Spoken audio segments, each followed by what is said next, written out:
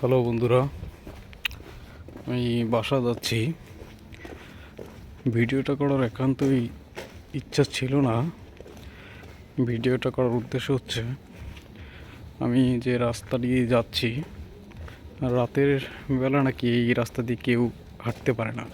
এই কারণে আপনাদের লাইভ দেখানোর জন্য আসলে ভিডিওটা করা।